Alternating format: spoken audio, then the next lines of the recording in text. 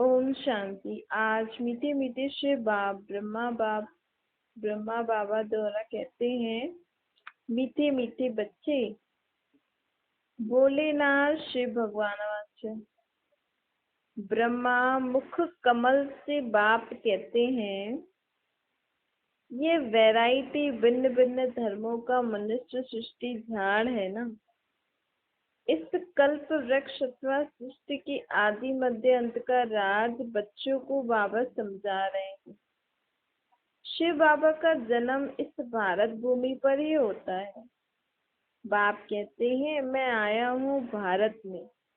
मनुष्य ये नहीं जानते कि शिव बाबा कब पधारते हैं, क्योंकि गीता में कृष्ण का नाम डाल दिया है। अब कृष्ण तो अपना शरीर लेकर आता है ना, माँ के गर्भ से। तो बूढ़े तन में क्यों लिखा है ऐसा गीता में? तो जरूर कोई और है जो बूढ़े तन में आते हैं। कौन आता है? एक शिव बाबा का ही कोई जन्म स्थान या ऐसा कुछ नहीं दिखाते हैं। तो जरूर बूढ़े तन में शिव बाप ही आएंगे ना। अब ना तो शिव बाबा द्वापर में आते हैं, न कृष्ण द्वापर में आते हैं। ये शास्त्रों में द्वापर की बातें क्यों लिखी हैं? क्योंकि ये जो शास्त्रों में चरित्र दिखाते हैं ना कृष्ण के, चोरी करना, माखन चुराना, कपड़े चुराना, कंस को मारना, ये सब द्वापर युग और कलयुग की बातें हैं। बाबा कहते हैं ये सब कृष्ण जब सत्युग में होगा कृष्ण जैसे रूप में, तब वो कुछ नहीं करता है ऐसा। तब उसकी दुनिया में ऐसा कुछ कंस आदि होते ही नहीं, और उसकी दुनिया में सबको अथाह घर में सब कुछ होता है। कहीं दूसरों के घर में जाके चोरी करने की दरकार नहीं है। बाबा कहते हैं ये सब द्वापर के चरित्र शास्त्रों में लिखे हैं। सत्य त्रेता में कृष्ण की आत्मा ने क्या किया, कैसे किया, ये किसी को पता ही नहीं। अब बाप ने अभी हमें बताया है। बाप समझाते हैं, बच्चे 5000 वर्ष पहले भी मैंने तुमको ऐसे ही ज्ञान दिया था। तुम फिर सत्य त्रेता में प्रारब्ध हो, फिर द्वापर कलयुग में दुखी हो, फिर मैं तुम्हें ज्ञान देता हूँ। सत्युग में बरोबर देवी देवताओं का राज्य था, त्रेता में राम सीता का राज्य। बाबा आदि मध्य अंत का राज हमें बतलाते हैं। बच्चे पूछते हैं, बाबा हम माया के फंदे में कब से फंसे? तो माया था तो रावण के फंदे में कब से फंसे? तो बाबा कहते हैं द्वापर से। तो हिसाब लगाना चाहिए कि हम कितना समय, पूरे 2 युगों से हम विकारों के कारण कितना दुखी हो रहे हैं ना। शिव बाबा कहते हैं, मैं 5000 वर्ष बाद संगम युग पर आता हूँ अपना फर्ज निभाने। माँ बाप का जो फर्ज होता है वो बाबा भी अपना फर्ज निभाने आए। सभी जो भी मनुष्य मात्र है ना, सभी इस समय दुखी है। उनमें भी खास दुखी कौन है? ये भारतवासी। ड्रामा अनुसार भारत को ही मैं सुखी बनाता हूँ। बाप का फर्ज होता है बच्चे बीमार पड़े तो उनकी दवा करना। या तो इतनी सारी आत्माएं बीमार पड़ी हैं, सभी में कौन सी बीमारी है अभी? 5 विकारों की। 5 विकारों की बीमारी, फिर आसुरी स्वभाव संस्कार, फिर पुरानी बातें जो मन में रख के बैठे हैं, जो घड़ी घड़ी सोचते रहते हैं, उनसे और बीमारी पड़ती। देखो, कचरा बहुत समय से पड़े रहते तो कितनी बदबू आती, कितने कीड़े पड़ जाते ना। ऐसे ही मनुष्य आत्मा के मन में इतनी पुरानी बातें पता नहीं कौन कौन सी रखी हुई है संभाल के, जैसे तिजोरी में अच्छी चीजें संभाल के रखते हैं ना, ऐसे मनुष्य आत्मा पुरानी गंदी छी बातें अपने मन में बिठा के रखती हैं। जब जब भी वो मनुष्य आत्मा सामने आएगी, बस इसने मेरे साथ ये किया वो किया, बस फिर वही गंदी बातें, पुरानी दुख भरी बातें सोचेंगे। तो उसमें तो ऑलरेडी इतने कीड़े लगे हुए हैं, क्योंकि और थोड़ा थोड़ा मिल जाता है ना।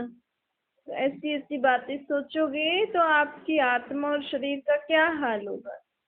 छोड़ते ही नहीं है, क्योंकि कुछ नया अच्छा सुनते नहीं है ना। कुछ नया अच्छा करते नहीं है तो खुद भी उस पुराने में बैठे हैं, औरों को भी उसी पुरानी बातें सुना सुना के दूसरों के प्रति गलत भावना उत्पन्न करा देते, बिठा देते ना बुद्धि में। देखो, आज 2 पर्सन के बीच में कोई बात हुई, तीसरे को कुछ पता नहीं है, एक ने जाकर तीसरे को बता दिया, उसके मन में तो दूसरे के लिए वही इमेज बैठ गई ना। फिर वो भी सोचेगा हाँ ये ऐसा ही है, फिर उसके मन में उसके मन को भी आपने खराब कर दिया। बाबा कहते ऐसे ऐसे करके हमारे जो पाप बढ़ता है ना हमारी आत्मा के ऊपर, ऐसे बढ़ता है। और हम फिर खुद तो उस बात को सोच के दुखी होते हैं, और दूसरा जो हमने ये पाप किया लोगों को बता के उसके प्रति गलत भावना क्रिएट करी, इसका भी हमें पाप भोगना पड़ता है, जिसके कारण भी दुखी हो जाते रहते हैं। फिर कहते हैं कि मैं तो किसी के साथ बुरा करता नहीं हूँ, इतना अच्छा करता हूँ, दुखी क्यों हूँ मैं इतना, मेरे मन में खुशी क्यों नहीं है? क्योंकि आपने अपने मन में बहुत सारी पुरानी ऐसी बातें और बहुत सारा ऐसा सूक्ष्म पाप लेकर बैठे हो ना, इसीलिए आपको आपका मन खुश नहीं होता है, भारी हो गया है ना मन। और मन की जो हमारी आत्मा की जो असली गुण शक्तियां हैं, जो असली जो आत्मा में समझ थी, वो सब हमने दबा दी, उल्टी सुल्टी बातें सोच के, रावण की मत पे चल के। द्वापर युग से हमने ऐसा किया, जो आत्मा के असली गुण संस्कार थे वो हमने विकारों के कारण दबा दिए। आज देखो, अगर कोई मनुष्य थोड़ा सा खुश भी होता है तो कहते हैं इतना खुश क्यों है, उसकी खुशी को भी लोग सहन नहीं कर सकते, फिर उसको अपनी खुशी दबानी पड़ती है। हाँ भाई, इनके सामने ऐसे ही भाई बैठो बस चुपचाप। तो बाबा कहते हैं इसीलिए मनुष्य आत्मा स्वयं ही ऐसी बन गई है, विकारों के कारण बन गई है ना। लेकिन बाबा अब हमें इन विकारों की जेल से हमें छुड़ाने आए हैं। द्वापर युग से तुम ऐसे बीमार पड़े हो, अब तो बीमारी इतनी बढ़ गई है कि बस लोग आत्मा से दुनिया में रहना ही नहीं चाहती, इसीलिए कभी कभी तो अपने शरीर को ही खत्म कर देते हैं। ये 5 विकारों की और पुरानी बातों की बोझों वगैरह, इसके कारण आत्मा इतना बीमार हो गई कि सोचती है कि मैं ये शरीर को ही खत्म कर देती हूँ, बस फिर मेरा दुख खत्म। पर बाबा कहते हैं आपने तो शरीर को खत्म किया ना, बीमारी और ये सब बातें तो आपकी आत्मा में है, उसको तो आप कैसे खत्म करोगे? उसको हम खत्म नहीं कर सकते। जो कहते हैं ना आत्महत्या कर ली, आत्मघात कर लिया, आत्मा को कोई मार नहीं सकता है, शरीर को उसने खत्म कर दिया, उस आत्मा ने शरीर को खत्म किया, ऐसे बोलना चाहिए। आत्मा की कोई हत्या थोड़ी कर सकता है, शरीर की हत्या करी ना, क्योंकि वो आत्मा दुख सहन नहीं कर पा रही थी, तो सोच रही थी, क्योंकि समझ तो नहीं है ना अभी, इसीलिए तो बाबा हमें आत्मा का ज्ञान समझा रहे हैं। तो बाबा कहते हैं समझ तो है नहीं, तो लोग अपने शरीर को ही खत्म कर रहे हैं, शरीर गया मतलब सब दुख गया, जिंदगी खत्म हो गई। बाबा कहते नहीं, तुम्हारी आत्मा पे ये बोझा चढ़ा हुआ है, तुम्हारी आत्मा ये सोच सोच के दुखी हो रही है, सोच भी तुम्हारी आत्मा रही है।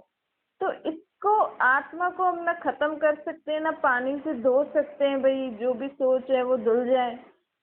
लेकिन आत्मा की ये जो बीमारियां हैं, ये परमात्मा शक्ति के अलावा और कोई भी आत्मा को इनसे मुक्त नहीं कर सकता है। इसीलिए अगर कोई परमात्मा को याद नहीं कर पा रहा है तो ये हमारा फर्ज है, हम जो बाबा के बच्चे हैं ना, हमें भी थोड़ा थोड़ा समय निकाल के सर्व आत्माओं के लिए सुख शांति का दान करना चाहिए। अर्थात ऐसा सोचना चाहिए कि सर्व आत्माएं एकदम शांत होती जा रही है, एकदम सुख की अनुभूति हो रही है, सबके पापों का बोझा खत्म होता जा रहा है। ऐसे ऐसे करके हम, क्योंकि और नहीं पहचान पा रहे ना परमात्मा को, भटक रहे हैं, ढूंढ रहे हैं, दुखी हो रहे हैं, परेशान हो रहे हैं। फिर भी अगर किसी को ये पता लगे कि ऐसे ऐसे करो, तो भी नहीं सुनते हैं, तो भी मानते नहीं है, क्योंकि आत्मा बहुत भटक गई है ना।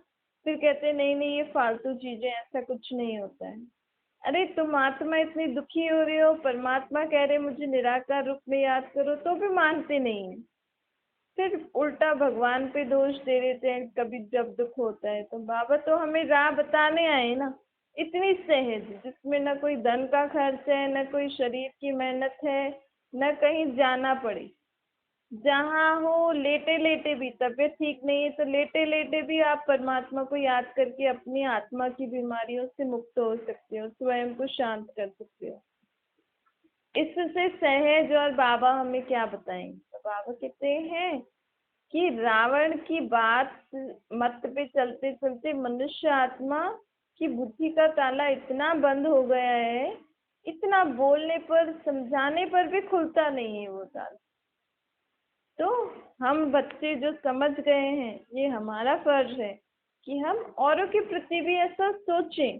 ऐसा सोच के छोड़ नहीं दो कि अरे ये तो सुनते ही नहीं है, ये तो मानेंगे ही नहीं, ये तो ऐसे ही ऐसे। आप अपनी शुभ भावना, अपने पॉजिटिव थॉट सदा ही क्रिएट करते रहो कि इस आत्मा का भी बुद्धि का ताला खुल रहा है, बाबा को पहचान रहा है, ये आत्मा भी बाबा को याद करके शांत हो रही है। ऐसे ऐसे करके हमें सबके प्रति शुभ भावना रखनी चाहिए। तो बाबा कहते हैं रावण को कोई देख तो नहीं सकता है, बुद्धि से समझा है ना कि कैसे एकदम से क्रोध की एक लहर आती है, बैठे बैठे लोगों को क्रोध आ जाता है। कहाँ से आ रहा है? ये वाइब्रेशंस होते हैं जो हवा में होते हैं। जैसे हवा में कचरा, डस्ट और छोटे छोटे मॉलिक्यूल्स होते हैं ना। देखो हम कोई चीज खुली रख दें, स्वीट्स रख दें, अब उस समय चींटियां थी ही नहीं वहां पे, कहाँ से आई चींटियां? तो ये हवा में डस्ट पार्टिकल्स होते हैं, तो वो उस खुशबू को खींच के फिर वो चींटी अपने आप ही वो बन जाती है, क्रिएट हो जाती है, पैदा हो जाती है हवा डस्ट पार्टिकल से और उस खुशबू से। ऐसे ही हम आत्माएं भी अभी अभी बैठी हैं शांत, पता नहीं कौन से ये क्रोध का वाइब्रेशन पता नहीं कहाँ से घूम घूम के आता है। तो जो आत्मा वीक होती है ना, जो अपने को काबू नहीं कर पाती, फिर वो उस क्रोध का भूत उस पे हावी हो जाता है और वो क्रोध करने लग जाती है ना। तो इसीलिए हमें ये सारी बातें समझने के लिए क्यों कह रहे हैं बाबा, क्योंकि ये 5 विकार जो है ना, जो रावण है, ये दिखता नहीं है, लेकिन ये एक तरीके से वाइब्रेशन, हवा हम कह दें, जो इधर दुनिया में ही फैली हुई है। रावण का राज्य कोई लंका में नहीं था, रावण ने कोई एक सीता को नहीं चुराया।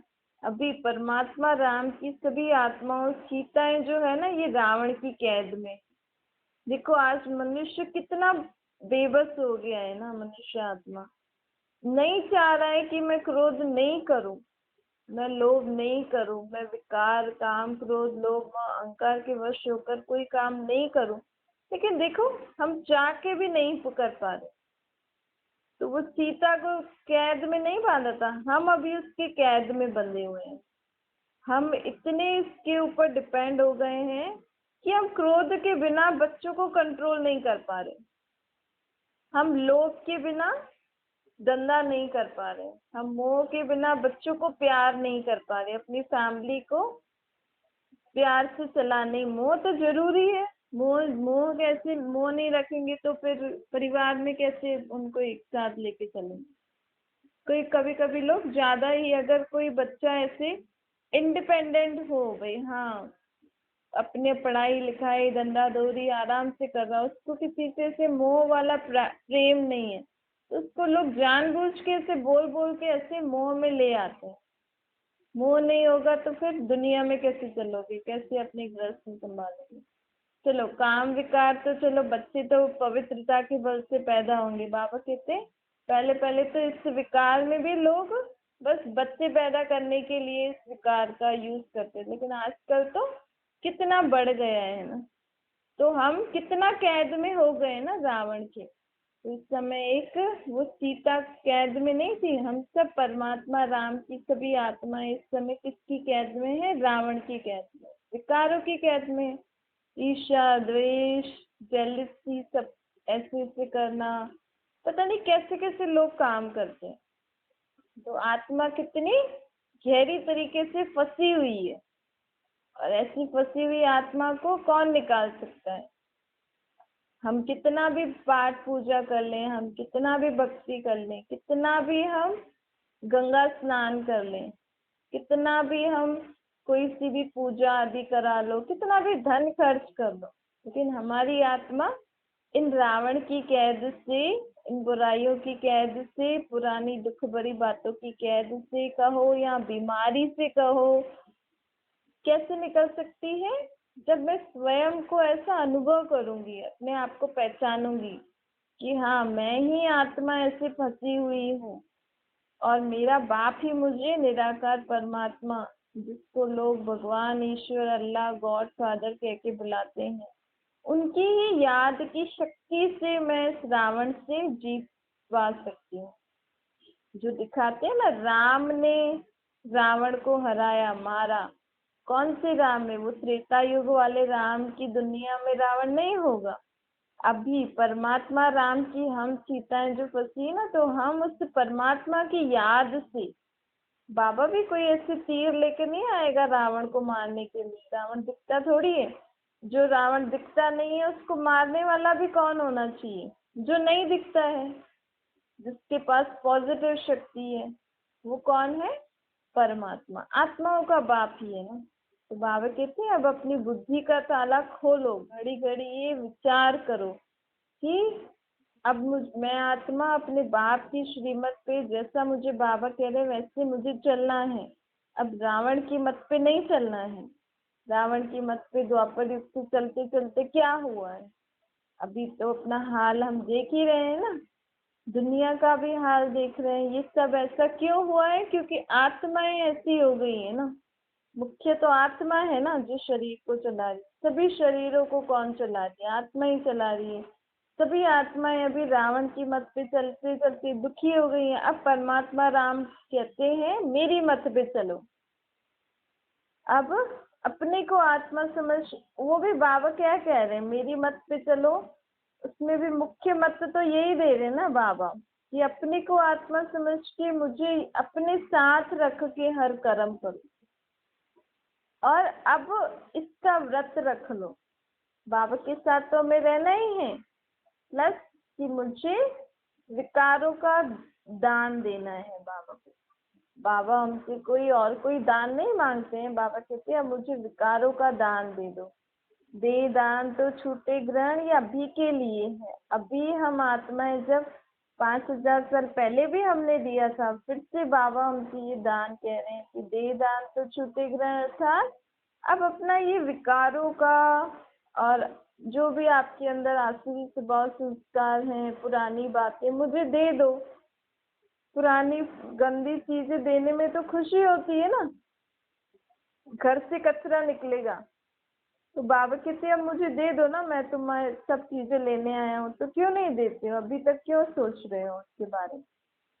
तो ऐसे ऐसे करके अपनी आत्मा को आप खाली करो इन सब चीजों से। बाबा हमें बुद्धि दे रहे हैं ना। बाबा को भी हमने बुद्धि से ही जाना है। आत्मा मन बुद्धि सहित है। आत्मा जानती है मेरा बाप वो परमात्मा है। सुख दुख लेप शेप सब आत्मा में ही होता है। जब शरीर है तो आत्मा को दुख होता है, दुख सुख की फीलिंग होती है। ऐसे नहीं कहते कि मुझ परमात्मा को दुखी मत करो। जब भी हम कहते हैं ना मुझ आत्मा को दुखी नहीं करो। कई लोग कहते हैं ना आत्मा परमात्मा एक ही है, हमारी ही आत्मा परमात्मा है। तो लोग ऐसे क्यों नहीं कहते हैं? अगर हमारी आत्मा परमात्मा है तो ऐसे क्यों नहीं कहते कि मुझ परमात्मा को दुख नहीं दो, मैं परमात्मा बहुत दुखी हूँ, अब मैं परमात्मा मोक्ष चाहती हूँ? ऐसे क्यों नहीं कहते? इसका मतलब मैं आत्मा परमात्मा नहीं हूँ, मैं आत्मा हूँ, और मेरा बाप वो परमात्मा है। बाप समझाते हैं कि मेरा भी पाठ है। कल्प कल्प संगम पर मैं आकर ब्रह्मा के तन में ही पाठ बजाता हूँ। मेरा ये शरीर एक ही मुकर्रर है। मैं एक ही आत्मा के शरीर में आता हूँ, सभी आत्माओं के शरीर में नहीं आता हूँ। जिन बच्चों को मैंने सुख में भेजा था, वही आत्माएं अब दुखी हो पड़ी, इसीलिए वो मुझे बुलाते तो सभी आत्माएं हैं, लेकिन सबसे ज्यादा मुझे कौन बुलाता है? जिनको मैंने सुख दिया था, जो हम सत्युग में गए, जिनको हमें जिन्होंने हमको जो बाबा ने वर्षा दिया था, अब वो वर्षा खत्म हो गया है, इसीलिए हम ही बाबा को ज्यादा बुला रहे हैं, तो मुझे आना पड़ता है ड्रामा अनुसार। बाकी कच्छ मत्स्य अवतार ये बातें तो रॉन्ग है, मैं कभी कच्छ मत्स्य अवतार के रूप में नहीं आता हूँ। कहते हैं परशुराम ने कुल्हाड़ी ले क्षत्रियों को मारा। अब क्षत्रिय कुल अर्थात राम सीता का कुल, वहां के राजा रानी राम सीता है, उनकी दुनिया तो सुख वाली थी, वहां पे कोई ऐसी हिंसा नहीं होती थी। बस वहां पे ये है कि दो कलाएं आत्मा की कम हो जाती है, बाकी ऐसी कोई हिंसा आदि नहीं होती, ये सब दंत कथाएं हैं। अब बाबा हमें सब बातें यथार्थ बताते हैं। बाबा कहते हैं बच्चे अब मुझे याद करो। देखो ये जगतम्बा जगत पिता है ना, मदर और फादर कंट्री कहते हैं ना, भारत को कहते हैं ना मदर एंड फादर कंट्री। क्यों? क्योंकि यहाँ पे बाबा ने हमें माता पिता के रूप में सुख दिया है, पालना की है। भारतवासी भी याद, बाकी और किसी धर्म में माता पिता के रूप में भगवान को याद नहीं करते।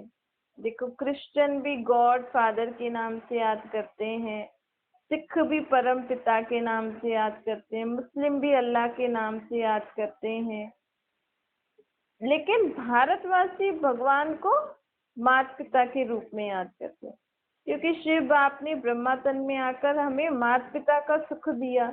और यहाँ पे फिर क्योंकि ब्रह्मा बाबा का शरीर मेल था, तो जगदम्बा को भी अडॉप्ट किया किया तो हम सबको, लेकिन नंबर 1 में ब्रह्मा बाबा और जगदम्बा।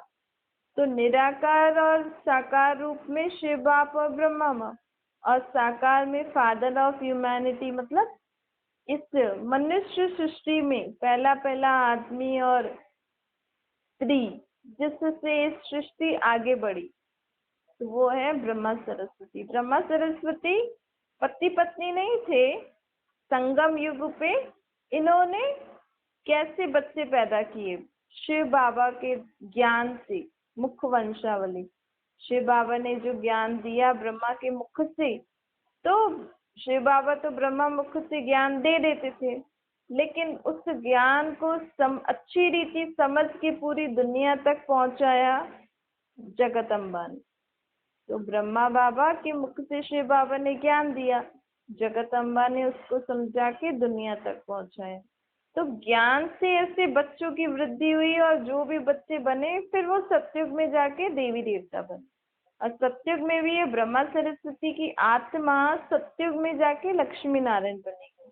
ब्रह्मा सरस्वती थे उस समय, पति पत्नी नहीं थे, लेकिन यही आत्मा जब सतयुग में जाएंगी तो लक्ष्मी नारायण बनेंगी, और फिर जब ये गद्दी पे बैठेंगे तब से फिर सतयुगी दुनिया आगे बढ़ेगी।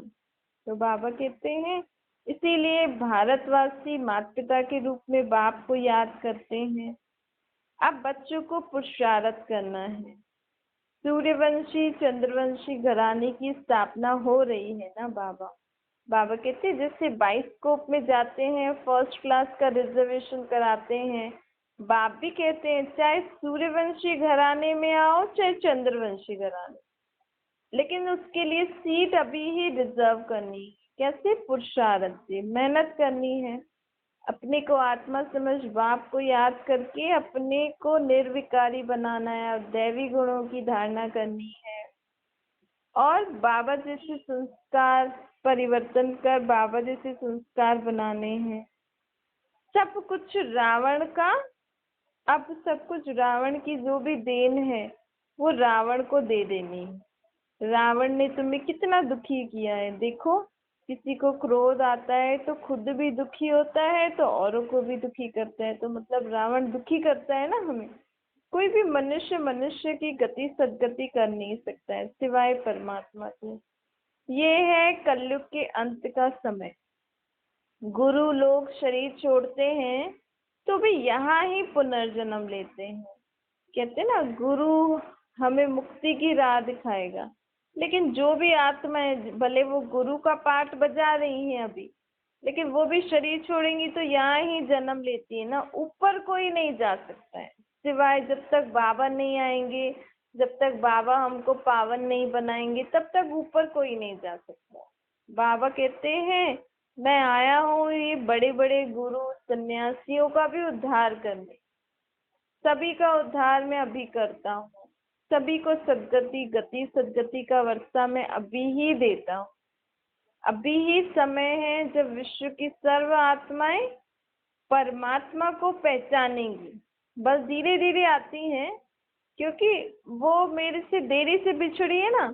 जो आत्माएं मेरे से पहले पहले बिछड़ी है ना परम धाम से, वो मेरे को सबसे पहले पहले मिलेंगी, क्योंकि और धर्म वाले तो बाद में बिछड़े हैं ना, तो इसीलिए वो आएंगे भी अंत में बाबा का ज्ञान सुनने। और ज्ञान भी सिर्फ वो इतना ही सुनेंगे कि मैं आत्मा मेरा बाप परमात्मा, बस। और जो जैसे हम ज्ञान सुनते हैं सृष्टि चक्कर का, कर्मों का, ये सब वो धर्म की आत्माएं नहीं सुनेंगे। हमें तो वापस से उस धर्म में जाना है ना, पाठ बजाना है, इसीलिए हमें तो आत्मा को वो ये सब ज्ञान सुनकर अपने आप को परिवर्तन करना है। वो लोग सब सजाएं खाकर जाते हैं और हम सब अभी स्वयं को बाबा की याद कर, बाबा को याद कर पावन बना रहे हैं।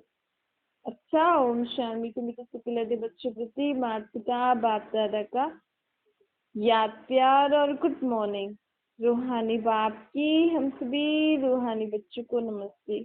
हमारी भी रूहानी माता पिता बाप दादा को याद प्यार गुड मॉर्निंग और नमस्ते। वरदान है बाप और सेवा में मग्न रहने वाले निर्विघ्न निरंतर सेवादारी बनो। जहाँ सेवा का उमंग है वहाँ अनेक बातों से सहज किनारा हो जाता है। जैसे घर में भी अगर कोई अच्छा प्रोग्राम होता है तो हम इतने प्रोग्राम में बिजी हो जाते हैं तो ऑटोमेटिकली पुरानी बातें, दुख की बातें, शरीर की बीमारियां भी भूल जाते हैं, क्योंकि उमंग अच्छा होता है ना, तो अनेक बातों से सहज किनारा हो जाता है। एक बाप और सेवा में मग्न रहो तो निर्विघ्न निरंतर सेवादारी और सहजम माया जीत भी, अर्थात विकारों की बातों से और व्यर्थ बातों से भी मुक्त हो जाएंगे। आजकल मन में इतनी सारी बातें क्यों आती हैं? क्योंकि हम सारा दिन हम शरीर से ज्यादा बिजी नहीं रहते। आप देखना, अगर सुबह से लेकर रात तक आप शरीर से ज्यादा बिजी रहोगे ना, और इन कामों में भी मन को भी लगाओगे, एक होता है हम अंदर ही अंदर ऐसे फालतू बातें सोच के भी काम करते हैं कि मुझे ही सारा दिन करना पड़ता है, ऐसे वैसे, वो लोग तो कुछ करते नहीं है।